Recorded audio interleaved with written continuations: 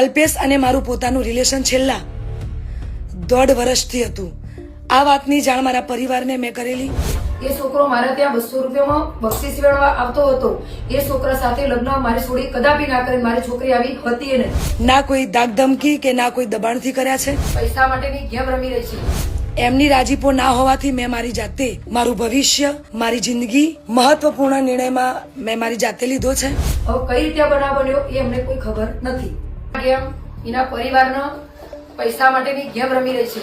તો મારી દલિત સમાજ અને 18 આલમના અમારી વિનંતી છે કે ગમે તે કરીને મને આનો રસ્તો કાઢી આપો। હું મારી આ પર્સનલ વાતમાં ના કોઈ સમાજને કે ના કોઈ વડીલોને ગેરમાર્ગે દોરવા નથી માંગતી। અમે સિરથા ગામે ગયા હતા। સિરથા ગામે ગયા હું અને મારો સમાજ અને મારા સગા સંબંધી ત્યાં ગયા એટલે અમને ઉશ્કેરીને કાઢી મૂક્યા। અમે કહ્યું કે ભાઈ મારી છોડી અમને મૂકી દો એટલે એમને અમને ઉશ્કેરીને કાઢી મૂક્યા। મારા સાસરે એટલે કે શેરથા જઈને જેમ તેમ બોલી અને ધમકીને આપી બધી વાહિયાત વાતોથી કંટાળીને તમને બધાને વિડીયો દ્વારા જણાવું છું। હવે કઈ રીતે બનાવ બન્યો એ અમને કોઈ ખબર નથી। આજ પછી આવી કોઈ